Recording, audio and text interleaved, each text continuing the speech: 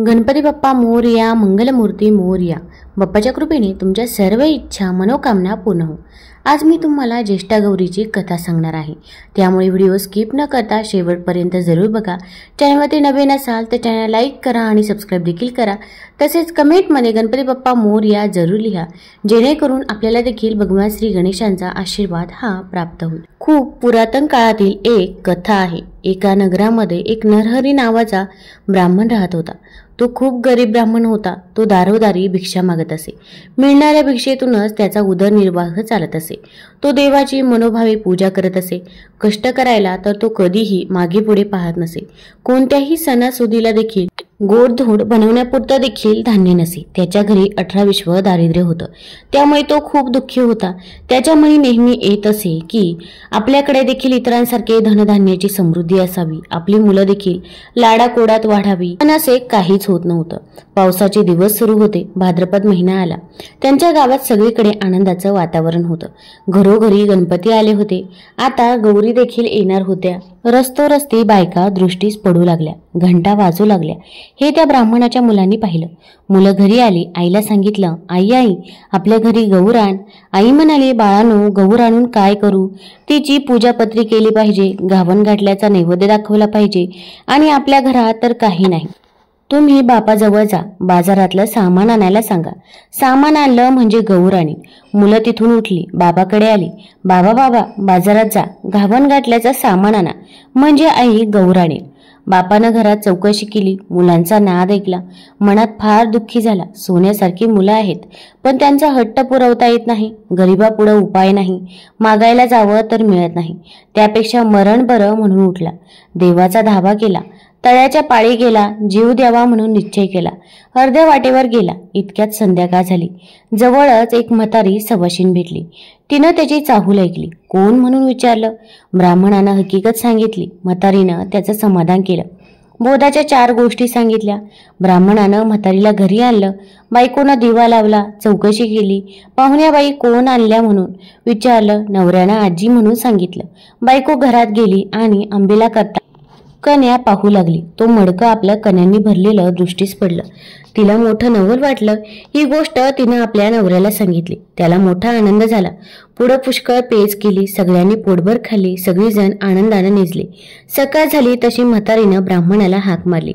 मुला मला न्हाऊ घालायला सांग म्हणून म्हणाली. घावन घातलं देवाला कर, नाही काही म्हणू नको, रडू काही गाऊ नको. ब्राह्मण तसाच उठला. घरात गेला. बायकोला हाक मारली. अगं ऐकलंस का? आजीबाईला न्हाऊ घाल असं सांगितलं. आपण उठून भिक्षेला गेला. भिक्षा पुष्कळ मिळाली. सपाटून गुळ आणला. मग सगळं सामान आणलं. ब्राह्मणाला आनंद झाला. बायकोनं सर्व स्वयंपाक केला. मुलं बाळं सुद्धा पोटभर जेवली. म्हातारीनं ब्राह्मणाला हाक मारली. उद्या जेवायला खीर कर म्हणून सांगितलं. ब्राह्मण म्हणाला, आजी दूध कोठून आणू? तशी म्हातारी म्हणाली, तू काही काळजी करू नको. आता उठ आणि तुला जितक्या गाई म्हशी पाहिजे असतील तितके खुंट पूर, तितक्यांना दावी बांध. संध्याकाळी गोरज मुहूर्तावर गाई म्हशींची नावे घेऊन हाका मार म्हणजे त्या येतील. तुझा गोठा भरेल. त्यांचं दूध काढ. ब्राह्मणानं तसं केलं. गाई म्हशींना हाका मारल्या. वासरं सुद्धा धावत आली. ब्राह्मणाचा गोठा गाई म्हशीने भरून गेला. ब्राह्मणानं त्याचं दूध काढलं. दुसऱ्या दिवशी खीर केली. संध्याकाळ झाली तशी म्हातारी म्हणाली, मुला मला आता पोस्ती कर. ब्राह्मण म्हणू लागला, आजी तुमच्या कृपेने मला आता सगळं प्राप्त झालं. आता तुम्हाला पोस्त्या कशा करू? तुम्ही गेलात म्हणजे हे सर्व नाहीसे होईल. म्हातारी म्हणाली, तू काही घाबरू नको. माझ्या आशीर्वादाने तुला काही कमी पडणार नाही. ज्येष्ठा गौर म्हणतात ती मीच. मला आज पोस्ती कर. ब्राह्मण म्हणाला, हे दिलेलं असंच वाढावं असं काही उपाय सांगा. गौरीनं सांगितलं, तुला येताना वाळू दे. ती साऱ्या घरभर टाक. हंड्यावर टाक, मडक्यावर टाक, पेटीत टाक, गोठ्यात टाक. असं केलंस म्हणजे कधी कमी होणार नाही. ब्राह्मणानं बरं म्हटलं. तिची पूजा केली. गौर आपले प्रसन्न झाली. तिनं आपलं व्रत सांगितलं. भाद्रपदाच्या महिन्यात तळ्याच्या पाळी जावं. 2 खडे घरी आणावे. ऊन पाण्याने धुवावे. ज्येष्ठा गौर व कनिष्ठा गौर म्हणून त्यांची स्थापना करावी. त्यांची पूजा करावी. दुसऱ्या दिवशी घावन गोड, तिसऱ्या दिवशी खीरपोळीचा नैवेद्य दाखवावा. सवाष्णीची ओटी भरावी. जेवू घालावं. संध्याकाळी हळदी कुंकू वाहून बोलवण करावी म्हणजे त्याला अक्षय सुख मिळेल, सतत संपत्ती मिळेल. ही साठा उत्तराची कहाणी पाचा उत्तरी, देवाच्या दारी, गाईच्या गोठी, पिंपळाच्या पारी सफळ संपूर्ण हो. तर आता ज्येष्ठा आणि गौरीच्या अनेक कथा आपल्याला बघायला मिळतात. ज्येष्ठा गौरी या दोन्ही बहिणी आहेत का? समुद्रमंथन या पौराणिक कथेनुसार समुद्रमंथनातून हलाहल विषानंतर श्रीलक्ष्मी आणि तिची ज्येष्ठ बहीण श्री अलक्ष्मीचा म्हणजे ज्येष्ठा देवीचा जन्म झाला. श्रीलक्ष्मी आणि श्री अलक्ष्मी या दोन बहिणी म्हणजे जणू नाण्याच्या दोन विरुद्ध बाजूच. परंतु लक्ष्मी सोबतच तिची ही थोरली बहीण अलक्ष्मी देखील पूजनीय आहे. लिंग महापुराणानुसार आणि पद्मपुराणात समुद्र मंथनाच्या वेळी समुद्रातून ही प्रथम आली म्हणून हिला ज्येष्ठा हे नाव मिळाले. श्री विष्णूंनी अलक्ष्मीला दिले होते हे 3 वर. या संदर्भात एक प्राचीन आख्यायिका अशी आहे की जेव्हा समुद्र मंथनातून एकामागोमाग एक रत्ने बाहेर येत असताना श्रीलक्ष्मी हे रत्न प्रकट झाले. त्या क्षणी साक्षात भगवान विष्णूंनी लक्ष्मीचा पत्नी म्हणून स्वीकार करण्याचा निश्चय केला. परंतु आपल्या ज्येष्ठ भगिनीचा विवाह झाल्याशिवाय आपण विवाह करणार नाही असे लक्ष्मीने श्री विष्णूंना सांगितले. श्री विष्णूने अलक्ष्मीचा विवाह एका तपस्वी ब्राह्मणासोबत लावून दिला. पद्मपुराण ब्रह्मखंडानुसार लक्ष्मी देवीचा श्री विष्णूसोबत विवाह होण्यापूर्वी ज्येष्ठा देवीचा विवाह उद्दालक ऋषींशी करावा लागला. लिंग महापुराणानुसार अलक्ष्मीचा विवाह दुसह नावाच्या मुनी ब्राह्मणाशी केला होता. विवाहानंतर अलक्ष्मीच्या उपद्रवी वर्तनामुळे व अवगुणामुळे तो तपस्वी वनात पळून गेला. तेव्हा श्री अलक्ष्मी एका अश्वत्थ म्हणजेच पिंपळाचे झाड वृक्षाखाली जाऊन रडत बसली होती. तिथून श्री विष्णू जात असताना त्यांनी तिला रडताना पाहिले. तिची सगळी हकीकत त्यांनी ऐकली. त्यांनी तिचे सांत्वन केले व तिला 3 वर दिले. पहिला वर असा, जिथे भक्तीचा अभाव, आळस, व्यसनाधीनता, नास्तिकता, अधर्म असेल तिथे तिने वास्तव्य करावे. दुसरा वर म्हणजे शनिवारी अश्वत्थास प्रदक्षिणा घालणाऱ्याने तिने दुःख पीडा देऊ नये. त्यामुळेच अगदी शनिवारी पिंपळाच्या झाडाला भरपूर महिला किंवा पुरुष आपल्याला प्रदक्षिणा घालताना दिसतात. तसेच पिंपळाच्या झाडाची पूजा शनिवारी करताना देखील दिसतात. तिसरा आणि महत्त्वाचा वर म्हणजे दरवर्षी भाद्रपद महिन्यातील ज्येष्ठ नक्षत्रावर तिची पूजा केली जाईल. तेव्हापासून ज्येष्ठा गौरी पूजनाच्या दिवशी लक्ष्मी व अलक्ष्मी या दोन्ही बहिणींची पूजा केली जाते. आटपाट नगर होतं. तिथं एक राजा होता. त्याला 2 बायका होत्या. एक आवडती होती, दुसरी नावडती होती. आवडतीचं नाव पाट माधवराणी आणि नावडतीचं नाव चिम्मादेवराणी होतं. त्या राजाला एक शत्रू होता. त्याचं नाव नंदमनेश्वर होतं. तो क्षणी उडे, क्षणी बुडे, क्षणी अंतराळी जाई, क्षणी पाताळी जाई असा राजाच्या पाठीस लागला होता. त्यामुळे राजा वाळत चालला होता. एके दिवशी राजानं सर्व लोकांना बोलवले. नंदमनेश्वरला मारा म्हणून आज्ञा केली. सर्व लोकांनी राजाला बरं म्हटलं. त्याला जिकडे तिकडे शोधू लागले. त्याच नगरीत एक म्हातारीचा लेक होता. तो आपल्या आईला म्हणू लागला, आई आई मला भाकरी दे, मी राजाच्या शत्रूला मारायला जातो. म्हातारी म्हणाली, बाबा तू गरिबाचा पोर, 4 पावलं पुढं जा, झाडाआड वाळली भाकरी खा म्हणजे लोक तुला हसणार नाहीत. पोरानं बरं म्हणून म्हटलं. म्हातारीनं भाकरी दिली. म्हातारीचा पोर भाकरी घेऊन निघाला. सगळ्यांच्या पुढे गेला. इतक्यात संध्याकाळ झाली. सर्व लोक घरी आले. त्यांना नंदमनेश्वर काही सापडला नाही. तशी राजाला फार काळजी लागली. पुढं फार रात्र झाली. म्हातारीचा पोर तिथंच राहिला. पुढं मध्यान्ह रात्री काय झालं? नागकन्या देवकन्या तिथं आल्या. महालक्ष्मीचा वसा सांगू लागल्या.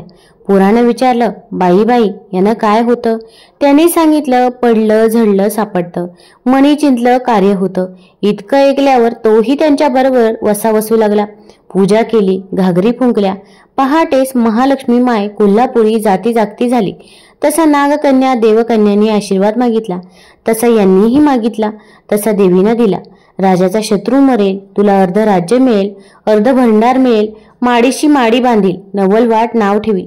तो वैरी डावा पाय मस्तकी घेऊन उद्या राजाच्या अंगणात मरून पडेल असं म्हणून देवी अदृश्य झाली. म्हातारीचा पोर घरी आला. दुसऱ्या दिवशी राणी पहाटे उठली. परसात आली. राजाचा वैरी मेलेला पाहिला. तिला आनंद झाला. तशी तिने ही गोष्ट राजात जाऊन सांगितली. राजाने चौकशी केली. म्हातारीचा पोर सगळ्यांच्या मागं होता. त्यानं याला मारलं असेल असं लोकांनी राजाला सांगितलं. राजानं त्याला बोलावू धाडलं. म्हातारीचा पोर राजाच्या घरी आला. त्यानं राजाला विचारलं, राजा राजा आण नाही केला, अन्याय नाही केला, मला इथं का बोलावलं? राजा म्हणाला, भिवू नको, घाबरू नको, माझा वैरी नंदमनेश्वर कोणी मारला? सगळे लोक तुझं नाव सांगतात, याचं काय कारण ते सांग. राजाला पोर म्हणाला, राजा, मी मारला नाही, पण तो देवीच्या वरानं मेला. राजा म्हणाला, ती देवी कोणती? तिला तू कोठे भेटलास? पोर म्हणाला, सगळ्यांच्या पाठीमागून निघालो, त्यांच्या पुढे थोडा गेलो, शिळी भाकरी झाडाआड करून खाल्ली. येता येता रात्र झाली. झाडाखाली वस्ती केली. रात्री नागकन्या, देवकन्या तिथं आल्या. त्यांनी महालक्ष्मीचा वसा बसला. त्यांची मी चौकशी केली. पुढं मी पूजा केली, घागरी फुंकल्या.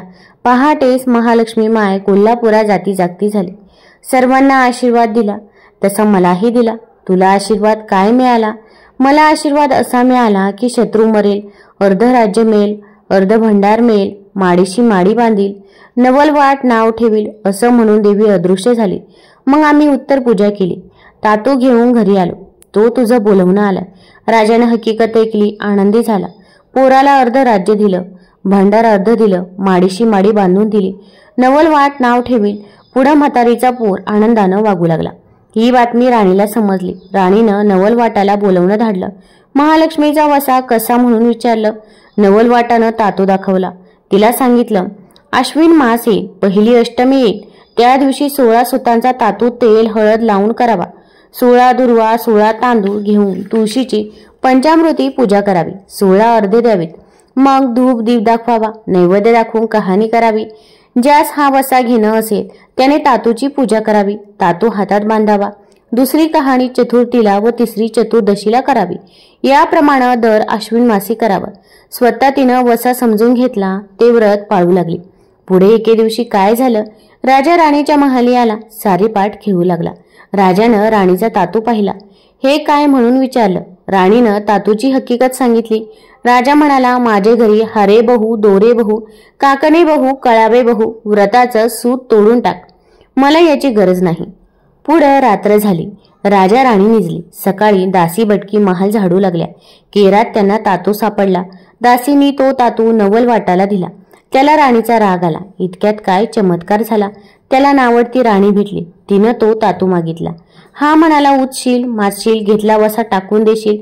तिनं सांगितलं, उतणार नाही, मातणार नाही, घेतला वसा टाकणार नाही. तसा तातू तिच्या हवाली केला. वसा सांगितला. पुढे अश्विन मास आला. पहिली अष्टमी आली. त्या दिवशी काय चमत्कार झाला. देवी महालक्ष्मीनं म्हातारीचं सोंग घेतलं. पाट माधव राणीचे महाली गेली. महालक्ष्मी तिला आठवण आहे किंवा नाही हे पाहू लागली. तो घरात कोठे काहीच तयारी दिसेना. तेव्हा ती पाट माधव राणीला म्हणू लागली, अगं अगं पाट माधव राणी, पुत्राची माय, आज तुझ्या घरी काय आहे? राणीनं उत्तर दिलं, आज माझ्या घरी काही नाही. तेव्हा ती राणीला पुन्हा म्हणाली, अगं अगं पाट माधव राणी, पुत्राची माय, म्हातारीला पाणी देशील तर तुझ्या राज्याला पुरे होईल. राणीनं उत्तर दिलं, म्हातारीला तांब्याभर पाणी दिलं तर माझ्या राज्याला पुरणार नाही. तेव्हा म्हातारीनं पुन्हा पाट माधव राणीला हाक मारली, अगं अगं पाट माधव राणी, पुत्राची माय, म्हातारीला दही भाताची शिदोरी देशील तर तुझ्या राज्याला पुरे होईल. राणी म्हणाली, म्हातारीला दही भाताची शिदोरी दिली तर माझ्या राज्याला पुरणार नाही. म्हातारीला राग आला. तिने शाप दिला. तो काय दिला? सवतीच्या नाहानी डाराडुरी करीत असशील, अर्ध अंग बेडकाचं, अर्ध अंग मनुष्याचं, अशी होऊन पडशील. इतकं राणीनं ऐकलं. खदा खदा हसली. पुढं म्हातारी निघून गेली. तो चिमादेव राणीच्या महाली आली. इकडे तिकडे पाहू लागली. तो तिला जिकडे तिकडे गडबड दिसली. एकीकडे पूजेचं साहित्य दिसलं, दुसरीकडे महालक्ष्मीचा मुखवटा मांडलेला पाहिला. तिनं चिमादेव राणीला विचारलं, अगं अगं चिमादेव राणी, पुत्राची माय, आज तुझ्या घरी काय आहे? तिनं उत्तर दिलं, आज माझ्या घरी महालक्ष्मी आहे. तेव्हा म्हातारी म्हणाली, महालक्ष्मी म्हणतात ती मीच. राणी म्हणाली, कशानं ओळखावी, कशानं जाणावी? तो ती सकाळी कुवारीन झाली, दुपारी सवाशीन झाली, संध्याकाळी पुक्त बायको झाली. अशा तिन्ही काळा तिनं तिला पालटून दाखवल्या. नंतर राणीनं तिला घरात बोलवलं, नाहू माखू घातलं, पितांबर नेसायला दिलं, चौरंग बसायला दिला. राणीनं व नवलवाटानं तिची पूजा केली. संध्याकाळ झाली. देवी समोर दोघे जण घागरी फुकू लागल्या. तसा घागरीचा आवाज राजाच्या कानी आला. धुपाचा वास महाली गेला. तशी राजाने चौकशी केली. शिपायांना हाक मारली, नावडतीच्या घरी आवाज कशाचा येतो तो तुम्ही पाहून या. शिपाई नावडतीच्या घरी आले. महालक्ष्मीचं दर्शन घेतलं. तसेच ते परतले. राजाच्या महाली आले. पाहिलेली हकीकत राजाला सांगितली. तसा राजा म्हणाला, मला तिथं घेऊन चला. शिपाई राजाला घेऊन राणीकडे आले. राणीनं पंचारती ओवाळली. राजाचा हात धरला. मंदिरात घेऊन गेली. सारी पाठ खेळू लागली. खेळता खेळता पहाट झाली. पहाटेच महालक्ष्मी माय कोल्हापुरा जाती जागती झाली. तसं राणी म्हणाली, माय मला आशीर्वाद दे. महालक्ष्मी म्हणाली, तुला आशीर्वाद काय देऊ? राजा तुला सकाळी घेऊन जाईल आणि तुझी सवत तुझ्या नानी डाराडोरी करेल. अर्ध अंग बेडकाचं अर्ध अंग मनुष्याचं अशी होऊन पडेल. तशी चिम्मादेव राणीनं तिची प्रार्थना केली की तिला इतका कडक शाप देऊ नये. तसं देवीने सांगितलं की राजा तिला 12 वर्षे वनात तरी धाडेल. असं म्हणून देवी अदृश्य झाली. उजाडल्यावर राजानं तिला रथात घातलं, वाड्यासमोर घेऊन आला. पाट माधव राणीला निरोप धाडला. राजा राणीला घेऊन येतो आहे, तिला तू सामोरी ये. तशी ती फाटकं तुटकं नेसली, घाणेरडी चोळी अंगात घातली, केस मोकळे सोडले, कपाळी मळवट भरला, जळतं खापर डोकीवर घेतलं आणि ओरडत किंचाळत पुढे आली. तो राजाने विचारलं की ओरडत किंचाळत कोण येत आहे? भूत आहे की खेत आहे? शिपायांनी सांगितलं, भूत नाही, खेत नाही, तुझीच राणी तुला सामोरी येत आहे. राजा म्हणाला, तिला रानात नेऊन मारून टाका, असा शिपायांना हुकूम केला आणि आपण उठून महाली आला. राजा राणी सुखानं नांदू लागली. इकडे शिपायांनी पाट माधव राणीला रानात नेली. तिला राजाचा हुकूम सांगितला. राणी मुळू मुळू रडू लागली. तसा शिपायांनी सांगितलं, बाई बाई रडू नको, आम्ही तुझ्या हातचे खाल्ले प्यायले आहे.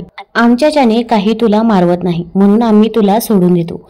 पुन्हा तू या राज्यात काही येऊ नको, असं म्हणाले. राणीला तिथे सोडून दिलं. आपण निघून नगरात आले. नंतर ती तशीच फिरता फिरता एका नगरात गेली. पहिल्यांदा कुंभाराच्या आडीमध्ये गेली.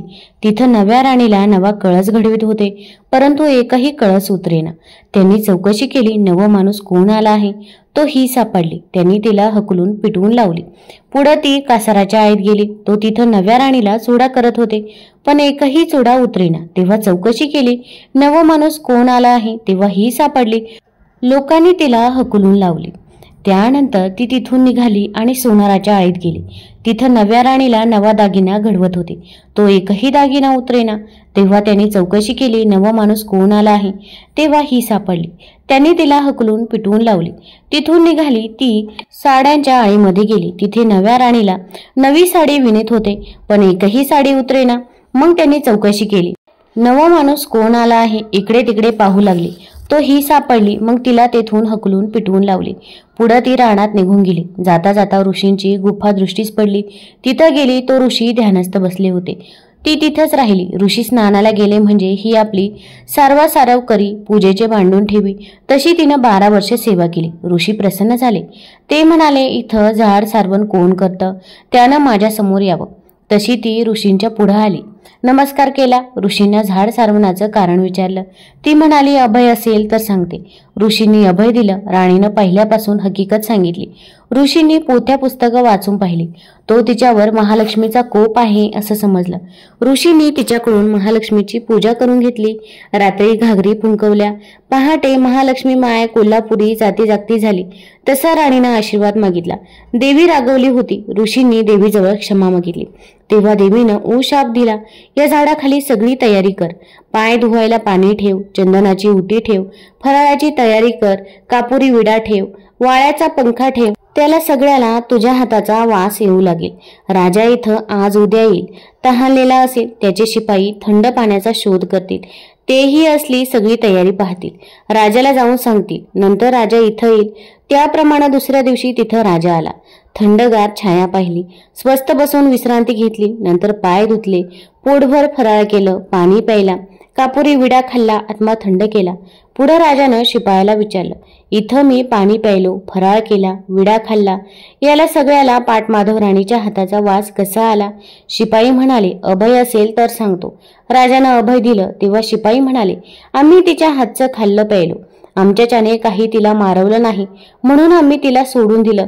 राजा म्हणाला, असं असेल तर तिचा आसपास शोध करा. शिपाई निघाले. ऋषींच्या गुफा पाहिल्या. तिथं ही सापडली. राजाला जाऊन शिपायाने सांगितलं. राजा उठला, ऋषींच्या गुफेत गेला. त्यांचं दर्शन घेतलं. ऋषींनी ओळखलं. त्याला सगळी हकीकत सांगितली. पुष्कळचा बोध केला. राणीला नमस्कार करायला सांगितलं. नंतर तिला हवाली केलं. तसं उभयंतांनी ऋषींना नमस्कार केला. त्यांनी त्यांना आशीर्वाद दिला. पुढे राजानं तिला रथात घातलं. आपल्या नगरी घेऊन आला. बाहेर उभा केला. राणीला निरोप पाठवला. राजा पाट माधव राणीला घेऊन येत आहे, त्याला तू सामोरी ये. तशी राणी न्हाली, माखली, पितांबर नेसली, शाल जोडी पांघरली, अलंकार घातले, नगराच्या नारी बरोबर घेतल्या आणि वाजत गाजत राणी समोर गेली. राजानं विचारलं, वाजत गाजत कोण येत आहे, नागकन्या की देवकन्या? तसं शिपायाने सांगितलं, नागकन्या नाही, देवकन्या नाही, तुझीच राणी तुला सामोरी येत आहे. तेव्हा राजा पाट माधव राणीला म्हणाला, तू जर अशीच सामोरी आली असतीस तर तुला इतके हाल भोगावे लागले नसते. राणी उगीच बसली.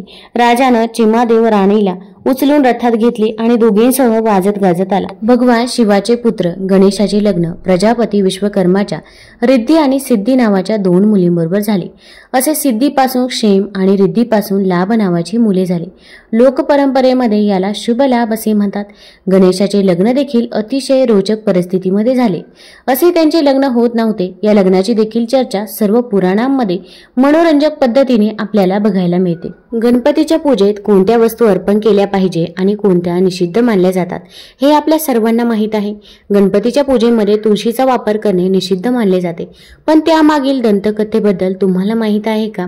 पौराणिक कथेनुसार राजाची कन्या तुळस ही लग्नाच्या इच्छेने तीर्थयात्रेवर निघाली. तीर्थयात्रेदरम्यान तुळशीनं पाहिले की गणेशजी गंगेच्या किनाऱ्यावर तपश्चर्या करत होते. पौराणिक कथेनुसार भगवान तपस्येत विलीन होते. त्यांच्या शरीरावर चंदन लागले होते, गळ्यात रत्नांची माळ होती, कमरेत रेशमचे पितांबर गुंडाळलेले होते. ते एका सिंहासनावर बसून तपश्चर्या करत होते. गणपतीचे ते सुंदर स्वरूप पाहून तुळशी मंत्रमुग्ध झाली. तिने त्यांच्याशी लग्न करण्याची इच्छा व्यक्त करत गणपतीची तपश्चर्या भंग केली. भगवान गणेश हे पाहून संतप्त झाले आणि तुळशीचे हे कार्य अशुभ असल्याचे वर्णन केले.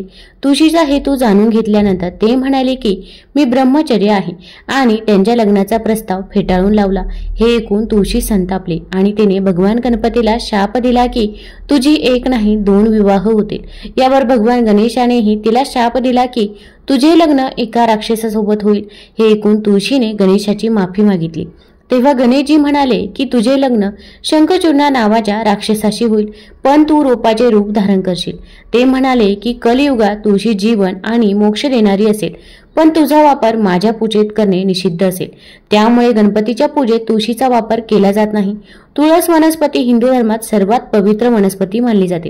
हे पूजेच्या साहित्यामध्ये वापरली जाते. तुळस ही भगवान विष्णूंची आवडती आहे.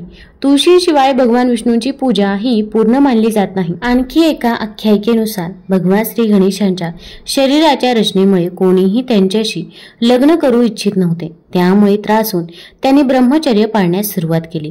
यासोबतच त्यांनी इतर कोणाचेही लग्न होऊ दिले नाही. कोणाचे लग्न असले की त्यात विघ्न निर्माण करायचे. त्यांचे वाहन मूषक यांनीही त्यांना त्यांच्या कामात साथ दिली. त्यांच्या या सवयीमुळे देवी देवता खूप अस्वस्थ होऊ लागले. एके दिवशी ते या समस्येबद्दल ब्रह्माजींकडे गेले. देवी देवतांच्या समस्या ऐकून भगवान ब्रह्मदेवाने आपल्या 2 मानस मुलींना भगवान गणेशाकडे शिक्षणासाठी पाठवले. भगवान गणेशाने ब्रह्मदेवाच्या आज्ञेचे पालन केले आणि त्यांच्या दोन्ही मुलींना शिकवायला सुरुवात केली. दरम्यान कोणत्याही लग्नाची बातमी आली की रिद्धी सिद्धी भगवान गणेश आणि मूषकराज या दोघांचे लक्ष वळवायची. त्यामुळे हळूहळू लग्ने होऊ लागली. पण ही गोष्ट गणपतीपासून फार काळ लपून राहू शकली नाही. रिद्धी सिद्धीच्या या कार्याची माहिती मिळताच ते प्रचंड संतापले. ते रिद्धी सिद्धीला शाप देणार होतेच. तेव्हा ब्रह्माजी तेथे पोहोचले आणि त्यांनी भगवान गणेशाला रिद्धी सिद्धीशी लग्न करण्याचे सुचवले. ब्रह्माजींच्या सूचनेनुसार भगवान गणेशाने रिद्धी सिद्धी सोबत विवाह केला आणि अशा प्रकारे त्यांचे 2दा लग्न झाले. भगवान विष्णूंचे लग्न देवी लक्ष्मी सोबत करण्याचे योजिले. सर्व देवांना आमंत्रण मिळाले, पण गणेशाला दिले नाही. भगवान विष्णूंच्या मिरवणुकीच्या वेळी सर्व देव आपापसात चर्चा करू लागले की गणेश नाही. मग सर्वांनी विष्णूंना विचारले तर त्यांनी म्हटले की आम्ही गणेशाच्या वडिलांना म्हणजेच महादेवांना आमंत्रण दिले आहे. जर गणेशाला वडिलांसोबत यायचे असेल तर आले असते. तर काही जण म्हणू लागले की ते जास्त खातात आणि ते आले तरी त्यांना घराच्या संरक्षणासाठी बसवून देण्यात येईल. नंतर ही गोष्ट गणेशाला समजताच त्यांनी आपल्या मूषक सैन्याला पुढे पाठवून वाटेला खालून पोकळ करून दिले. वराड तिथून निघाल्यावर रथांची चाकं जमिनीत रुतली. बऱ्याच वेळा प्रयत्न केल्यावर देखील चाक नाहीच निघाले. सर्वांनी आपापल्या परीने प्रयत्न केले तरीही निघाले नाही.